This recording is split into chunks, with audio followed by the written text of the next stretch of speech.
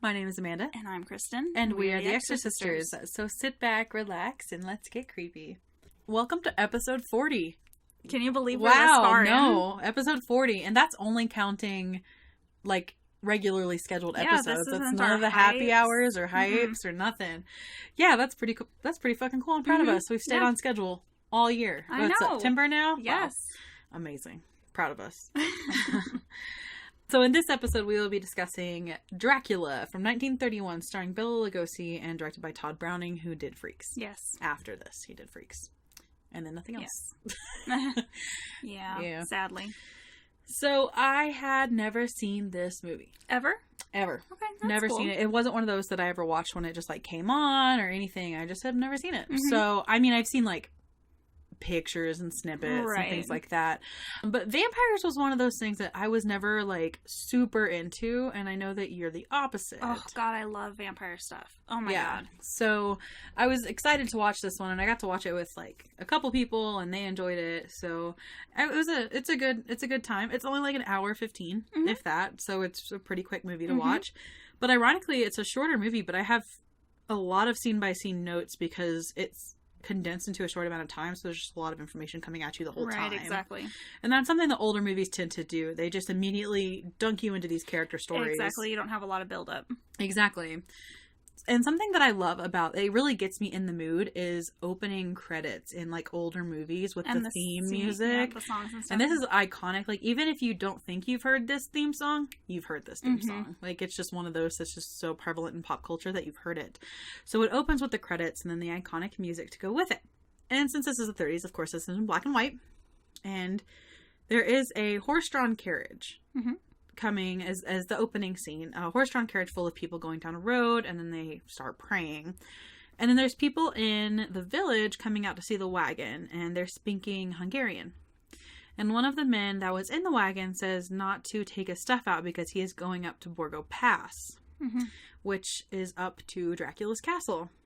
And the driver does not want to take him and would prefer that they wait until morning. And the man says he cannot wait because Count Dracula's carriage is coming to pick him up at midnight. And there is a man from the village speaking to him, and he says the people believe that there are vampires up there that take the form of wolves and bats, sleep in coffins, and feed on blood. The man says it's just superstition. Listen to the villagers. They live there. They know stuff. The sun is going down, and the man says when it is gone, they leave their coffins. The man with plans to head up says he is not afraid, and he has got to go up there as it is a matter of business. And a woman asks him before he leaves, please wear this crucifix. If you must go up there, please take this with you. And so he does. And the village people pray over him very loudly as he heads up to the castle. What's with the armadillos? Oh, I didn't notice. You didn't see the armadillos? No. You hating on armadillos? I mean, I did look up what's with them, but it still feels weird. Like, there's armadillos in, like, Transylvania. Okay. But it's... They're just in Texas. You didn't know? But it's actually, like, a folktale thing of armadillos were found in graveyards sometimes, just digging. And people thought that they were digging to get to the corpse to eat it. Ew. People are weird. And then you get the first shot of the castle, and inside the castle you see a shot panning in on a coffin, but the man's not quite inside yet. It's just building up to this reveal. And a hand reaches out of the coffin, and then a woman gets out, and she's in white, and then you see Dracula standing there. And he is such a good vampire. Bela Lugosi did such a good job. Damn straight. Didn't you tell me that he thought he was too attractive to play Frankenstein, and that's why he didn't also do Frankenstein? Yes. And honestly, there's a part when he's walking down the streets of London where I'm like, he's pretty hot. He is really like dark and like tall, dark, and handsome. I'm like, you know? Oh, okay, I get it. Yeah. He actually begged to play this because he played it in the stage play, and they didn't want him to do the movie, and he had to beg and beg and beg to get this part, and he actually like got paid almost nothing to be able to do this. I'm glad they had him do it because I just can't picture any other like stare. Yeah, absolutely. You know? He loved it so much that he was actually buried in one of his Dracula capes. I did read that. That's cool. And then you hear these wolves howling, and so it's all setting up for the spooky nighttime scene.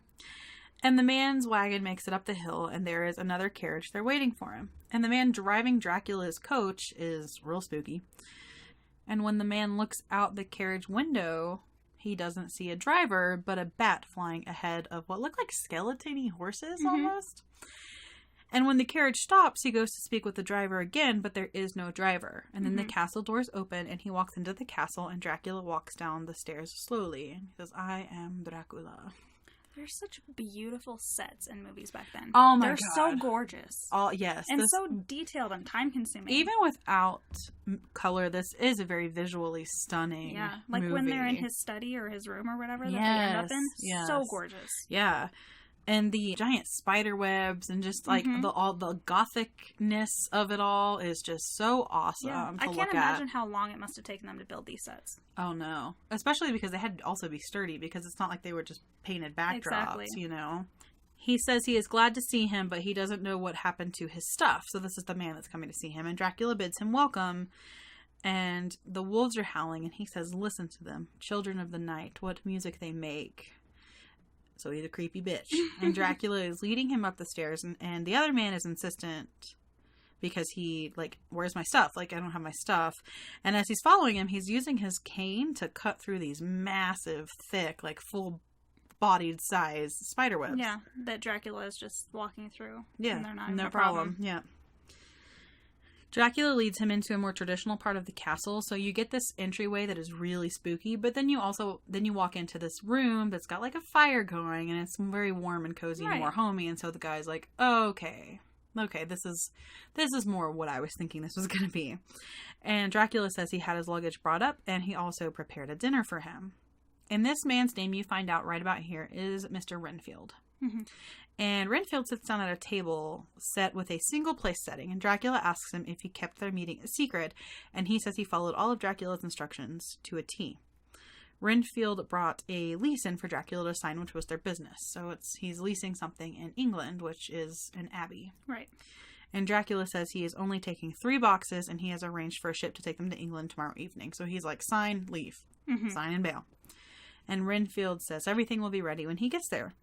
So Dracula shows him his bed as Renfield accidentally cuts himself, and Dracula is, of course, fixated on the blood. Oh my God, and they like zoom in on his eyes the whole time, and I'm like, ugh. Yes, we actually have in our recording room a big poster of Frankenstein, and then a big poster of this Dracula stare that they do over and over and over and over in this movie, which is... It's so creepy. Like, the big poster, I'm like, even though it's an old movie, and it's like, ugh. Yeah, it's so a good, creepy. It's good. And while he's getting closer and closer to this wound, the crucifix that Renfield is wearing falls down near the cut, and Dracula dramatically covers his eyes and backs away. And Dracula offers him some wine, he says, that is very old, and Renfield asks why he isn't also drinking. And you keep getting these, like I said, dark shots of Dracula smirking, and these, like, zoom-ins on his face. And then Dracula leaves him and says goodnight. And Renfield is a little wigged out by everything. Yeah. He's like, I mean, why couldn't you just meet during the day? Why does it have to be at midnight? At your creepy fucking castle. Yeah. And you're not going to eat with me. You're not drinking with me. It's just really weird. And then a door opens, and 3 women in white are walking through it and staring at Renfield as he opens a large glass door, watches a bat fly by, and then he appears to pass out. And... creepy bitches. Yeah, and earlier the village people talk about Dracula and his wives. So this is kind of what you're assuming here. Dracula walks through the door Renfield opened and shoos the women away, and he kneels over Renfield's body, and it cuts away, but you can assume he drank his blood. And cut to them being aboard the ship headed for England, and someone opens a box and says, "Master, the sun is gone." It took me a minute to figure out who this servant was. Renfield? It's Renfield, yeah. It's scarier not knowing what he did to him to make him like that. Yes, definitely. So now he's a human hybrid kind of person. It's like he's this upper crusty guy who's just going about life, and then now he's just this really creepy dude. Yeah, that gets, like, institutionalized, and, like, all this shit happens to here in a minute. But he says, "Master, the sun is gone." And when Dracula gets out, the servant says, "You will keep your promise when we get to England. I will get lives, human lives, with blood in them. I will be loyal, master." So it's like, he doesn't it's like he wants the blood. Yeah. But he just wants something living. Like, he would like human blood, but it can be really anything. Yeah. And so you're like, is he a vampire, or is he just in a trance and he's thinking similarly to Dracula? Like, what exactly happened? What exactly? And Dracula steps out and sees the crew struggling as the ship is being rocked by a storm. And then it cuts to the later. So you see this horrible storm, and then all of a sudden they're at dock or at harbor. And everyone's dead. And everyone is dead. That's the scariest part, is, like, you don't know what he's doing. Everyone's just dead all of a sudden. What the fuck? Like, you can assume he ate them and threw them in the sea, but still, the fact that you're not seeing it is scarier. Yes, and there's, like, men. You don't really see them, but they're investigating the ship, and the servant saying to Dracula's box, "Master, we're here and we're safe." And the men investigating the ship hear Renfield laughing and see him when they open the hole. And they think he's gone crazy because he's just, like, laughing maniacally and, like, staring up at them. Scared the fuck out of me. And the film work here is so... I know it's been remastered, but it's so clear and good. It's not really grainy at all. And it was really well done. So those facial expressions you see, they're not murky at all. Like, they're staring straight at you. Yeah, the remastered definitely looks like stuff we would see today. They did exactly, an amazing just job. In black and white. And then it cuts to a newspaper article talking about the corpses found and the man they found that had a lust for blood now being in a sanatorium. So they think that this guy had something to do with all of that. But he's also real rambling and laughing crazy. Like, he looks, even if you don't think he has anything to do with the killings, he still looks and acts like he should be locked up. And then it cuts to London, and Dracula is walking around and meets a woman selling flowers in the street, and Dracula takes her as she screams. And he's so eerie, but so well dressed. And this is when you... Was this when you were like, oh, he's hot? When he walks away, I'm like, damn. I'd be like, I'll be your wife. You can take me. All these flowers, you don't have to pay for anything. Fuck that mirror, bitch. Yeah. I got you. Yeah. I won't even fight it. And cut to a theater. And Dracula has come to see an orchestra or a play or something like that. And he speaks to a stewardess. And he says, and after you deliver the message, you shall remember nothing. Obey. So he's scary because he's a vampire. But also, like, this has set up vampire movies for the future. He also has some sort of influence over their minds. He's like a Jedi before that Jedi sort of thing. Right. And she goes up to a box and tells a man that he is wanted on the telephone. And then as he walks out, Dracula stops him and gets in his way. And it's Dr. Seward that owns the sanatorium. And he tells the doctor he just leased the Abbey. I think it's Carfax Abbey. I think so. That, I just saw Carfax and I was like, Carfax? Like, that's not right, is it? But I think it is Carfax Abbey. That shares the grounds with the doctor's asylum. And Dracula meets his daughter, Mina. Dracula says weird things about death and then far worse things awaiting them after death in front of, like this doctor and his daughter and her friend Lucy. Like, it's just, like, wildly inappropriate and creepy. Well, that kind of makes sense because the whole vampire thing is that people who are immortal are more afraid of death because that is literally the end when they could live forever. So it makes sense that Dracula's like, yeah, you don't want to die. You want to be this creepy, horrible vampire. Yeah. And again, we've gotten a lot of these dark shots of his smirk, you know, throughout. And then it cuts to Mina and Lucy talking about him later. And Lucy is just very enthralled by him. And they joke about her being a countess. And then Lucy gets in bed and she's in, like, full makeup also, like lipstick. Like, this is old movies when the women go to bed, they have to be perfect. And so she lays down, even her hands up by her head, just so, like, seamless, like she could be dead. And a bat flies to her window. And, of course, it turns into Dracula. And he comes right for her neck.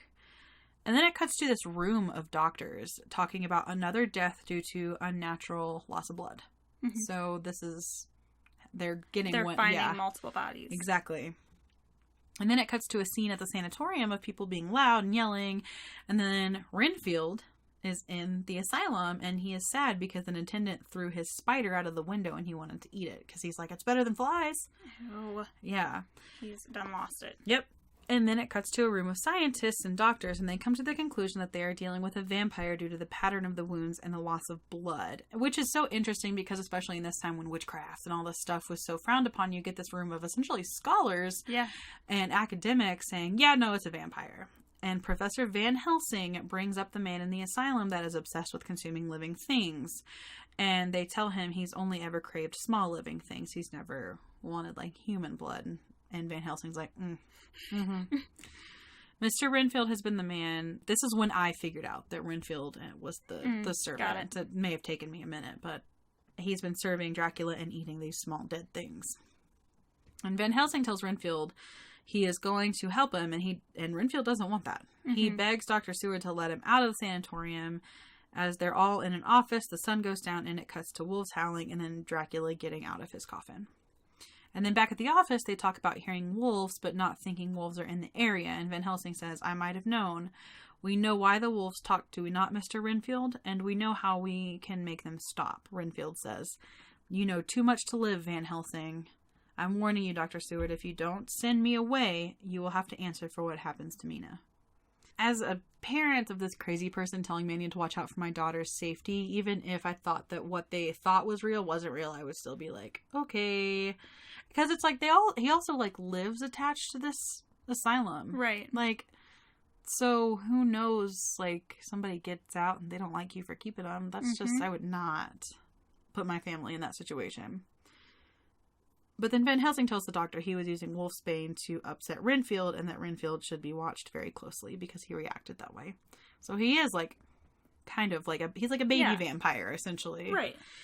And back in his room, Renfield hears the wolves again and gets up and says, yes, master. And then Dracula is standing on the lawn, staring up at him and communicating with him. And Renfield begs him not to make him do whatever it is he's being asked to do. And he says, not to her. And cut to Dracula as a bat flying into Mina's room. And he leans down to her and it cuts to black. Mina a couple days later, it's not the next morning, but it kind of seems like it is, but then as she's talking, you realize it's been a few days. Yeah. She's talking about falling asleep and having a dream filled with mist and not being able to see anything but lamplight and two red eyes and a face coming closer to her from the mist.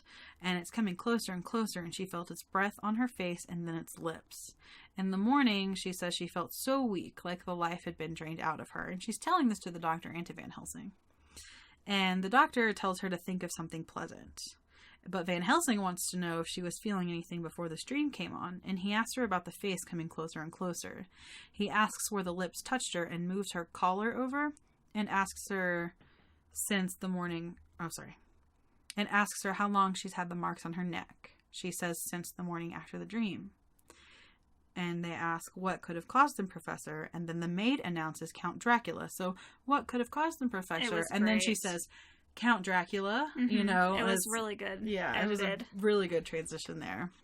And this is the first time Dracula and Van Helsing meet face to face. And Dracula says, Van Helsing, a name we know even in Transylvania.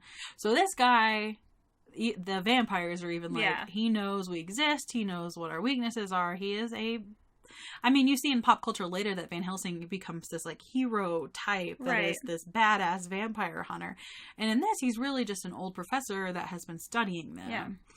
And Dracula admits to telling Mina grim stories to Mina's fiancé. So John is Mina's fiancé, and he goes to grab a cigar out of the box, and you see Dracula has no reflection when he opens the box because it's got a mirrored inside. And the doctor again tells Mina to go to her room. And Dracula asks Mina if he can call her later and ask how she's feeling. He's got this fixation on her. Yes. Like, he doesn't want to just kill her and dump her. He wants to bring her as one of his wives. And Van Helsing gives him the cigar box and tells him he stumbled on an amazing phenomenon and asks Dracula to look in the mirror. Then Dracula steps back quickly and makes him drop it. So he, like, dramatically flails backwards and the cigar box goes to the ground. He's not very subtle. No. About these things that he doesn't like. And that it's, like, almost comical as far as the acting goes, but it's not poorly acted. It's just so dramatic. Like, it's because it came from a play. I was going to say, that's how you have to look at it, is that it came from a play. They have to act like that so that someone in the fucking balcony can see them. Exactly. So a lot of that translated over into the movie, but it still wasn't, I don't think it was poorly acted at all. Yeah, no, I was, like, thinking about it, and I was like, no, I'm going through the characters, and I especially for the time, I don't think it was poorly acted. Especially Renfield, he's amazing. Yeah, he's really good. And Van Helsing looks so satisfied when that box drops to the ground. He's like, I was fucking right. Yep, and he says, Dracula says to him, "For one who has not lived even a single lifetime, you are a wise man, Van Helsing." So Dracula has a lot of respect. He's scared of him. He's a threat, but he has a lot of respect for Van Helsing. And then John, who's, again, Mina's fiance, and the doctor, and they see this huge dog running across the lawn. And Van Helsing says it was a wolf because sometimes they take the form of wolves, but mostly bats. And Van Helsing says, "Dracula is our vampire. He did not cast a reflection in the glass. The strength of the vampire is that people will not believe in him," because Mina's fiance does not think, he thinks this is all bullshit. Yeah. He's like, "Y'all are fucking crazy. There's no such thing as vampires." And then it cuts to Mina walking out to Dracula and him wrapping her up in his cloak. So he created a diversion. He got Mina out, and you can assume he bit her, sucked her blood, but also, is in the process of turning her. And then it cuts to Van Helsing telling them how he must drink human blood in order to survive. Renfield is in the other room and starts laughing because, again, we're connected to this asylum, saying Van Helsing is their only hope and it's their fault for not sending him away. And he's talking about not sending him out of the asylum. And he starts to tell them about Dracula, but then a bat flies in and Renfield says he was not going to tell them anything, and he snaps out of it and acts like he doesn't know anything again. So he was like right on the verge of telling them, and the Dracula's like, "Bitch, I will kill you." Exactly. And then a maid screams and says Mina is outside dead. So she's laying on the lawn. Renfield looks at the maid as everyone else runs out. She faints and he crawls over her body. I would fucking faint. If I were left with that creepy ass dude. Yeah. Oh my god. I'd be freaked out. Yep. And then cut to them carrying Mina back in, saying she is alive, but she's not dead. Yeah. Dracula is watching them all from behind this tree. So he's just kind of like watching the scene happen. And then it cuts to a small child crying on a road in the dark and one of the women in white walking by. And then the next scene is someone reading a newspaper article about someone killing children and it being a woman in white. So it's not just Dracula that's going around wreaking havoc. He's got these, I think, 3 wives that are going around specifically draining children. Yeah. I'm assuming because they're easy prey. But I don't know, maybe child blood is better than adult blood because it hasn't been as poisoned. Gross. Yeah. And then it cuts to Van Helsing asking Mina when the last time she... This is a really weird conversation. So again, in these old movies, they just cut to things so quickly. Yeah. And it's like, whoa, what? Because they're talking about the last time she saw Lucy was after Lucy was buried. So Mina's been having these experiences off camera, seeing Lucy after death, like Lucy has become that we're not seeing. Yeah, exactly. And Mina for her not to freak out and lose it, and her to just be talking about this to Van Helsing, I was like, what the fuck? Yeah, I agree. I think you should be more worried. Yeah, give us like another just like 10-minute snippet of that scene, please. And Mina confirms the woman in white is Lucy. So now I think he's probably got 4, because I think Lucy would have made the 4th wife, because there were 3 back in Transylvania. That we saw. Right, that we saw. Van Helsing promises after tonight, Lucy will be at rest. But he doesn't say anything about how at rest. How the rest is going to happen. Is she going to be sleeping good? Because this is all over, or is she going to be dead? Either way. Mina asks Van Helsing to help her to rest if it's needed. So basically, what I gathered from the scene is Mina says, if he's going to turn me into one of those things, I would rather you kill me. I don't want to be that. I would rather you just stake through the heart, end it. Mina tells her fiancé John to never touch her or kiss her again, and she tells him their life and love is over.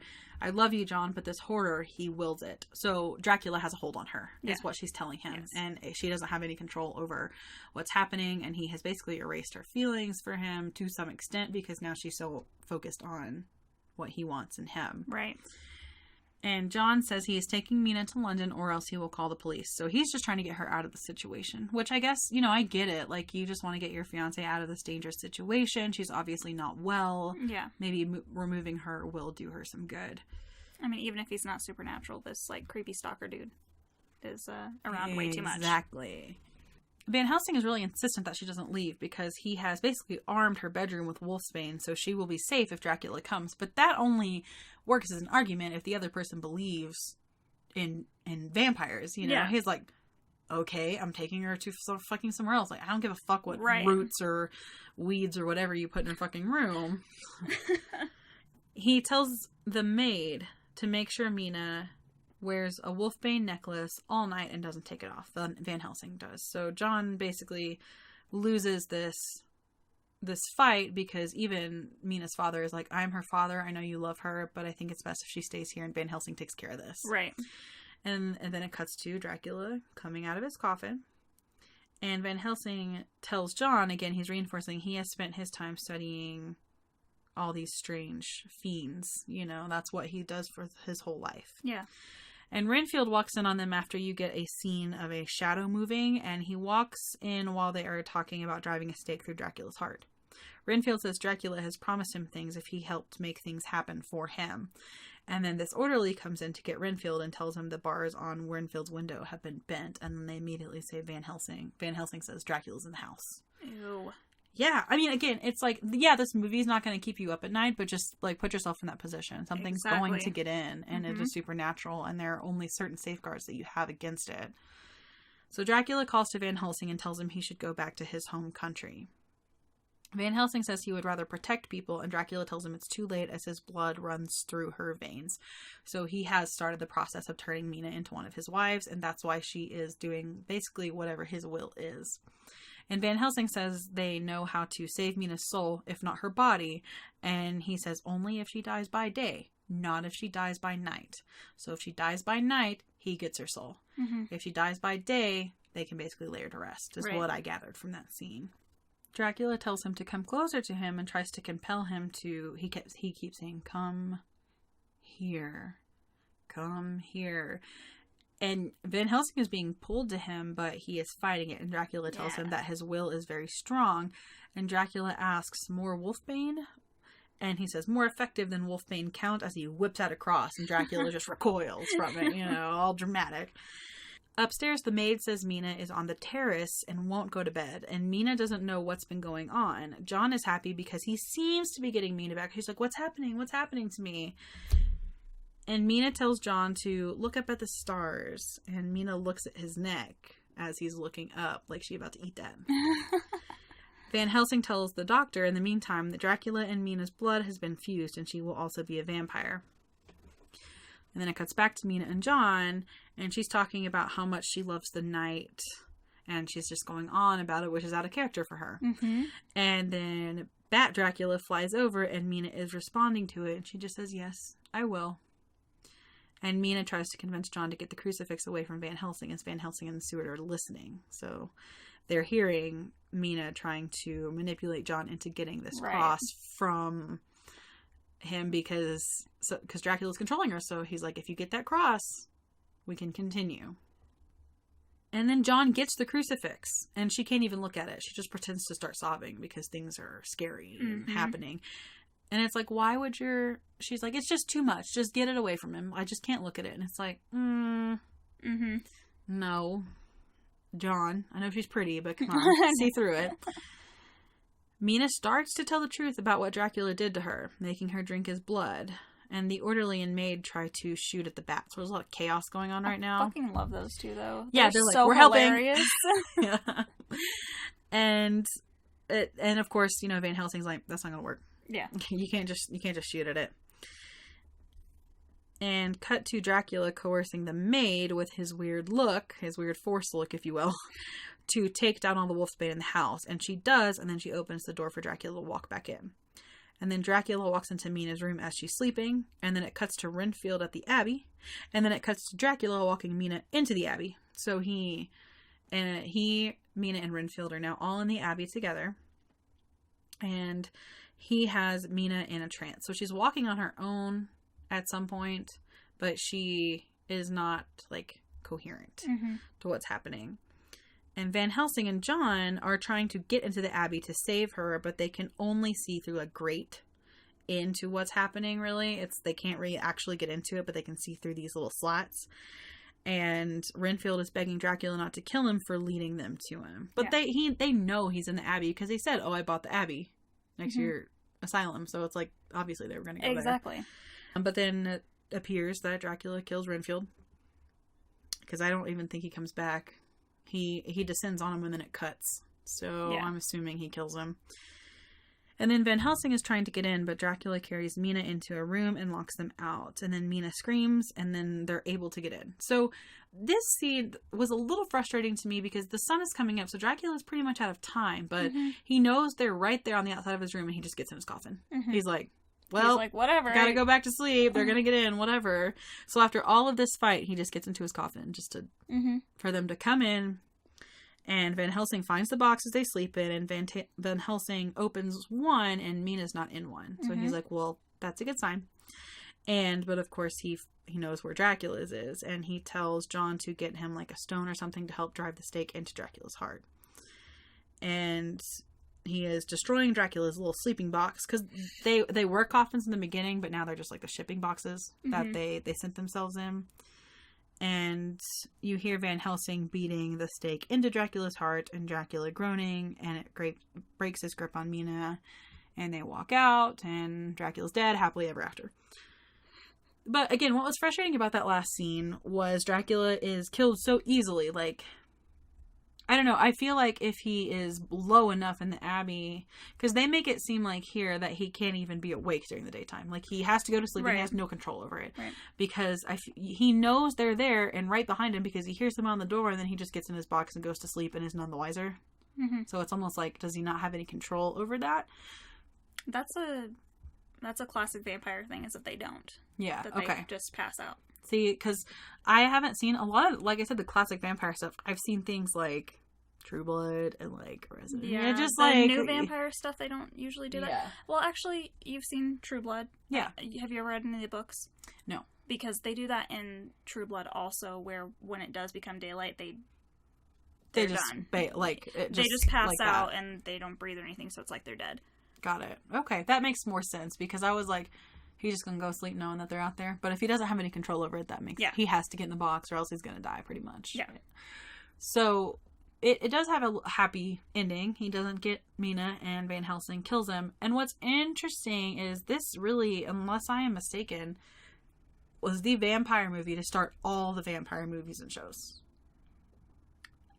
The play was definitely. Yeah. But Nosferatu actually came out before this, which was a ripoff of Dracula. So yes, Dracula started it, like the book and the play. Yeah, and it's so interesting to see that just set the rules for vampires. Everyone follows these same rules, and they tweak them a little bit. Like in True Blood, they can go out in the sun if they have this fairy blood, or if they wear what, but it's just like, it still follows typically the same rules. Like wolfsbane, they don't really do anything with garlic, but the crucifix, like all of this stuff is to fight vampires, and it's just cool that came from someone's mind so early on in history, and it's still carried through traditionally today. Yeah, that is cool.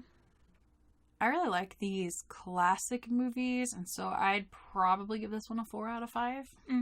Absolutely. I mean, I'm kind of sad not giving it a 5 because I love vampires so much, but even my love for vampires, it's a little boring at times still. Yeah, and there's, like I said, there's a lot of these old movies that they leave out and they just throw you right into, which is fine because eventually you catch up, but there's a lot I feel like they could have, maybe they were limited with their, I don't know, special effects or budget or filming capabilities, but I feel like, you know, a 10-minute scene of Lucy being seen after her death would have added a little bit more to it, and a little bit more explanation of him just being, like, passing out at the sun, because then I was just frustrated at the end because I was like, you know they're there. What are you doing? Yeah, so, but that makes more sense because I don't really know much about vampires. I'm not, like, demons and stuff because they scare me. I know a lot about that shit, but that's really as far as, like, my in-depth knowledge goes of things in the horror genre. So I'm glad you know that because I was like, are you fucking kidding me? Yeah, I love vampires and I love the classics, but I probably wouldn't give it the 5. I'd probably, give it a 4. Yeah, same here. So thank you for joining us for episode 40, which was exciting. Again, so exciting.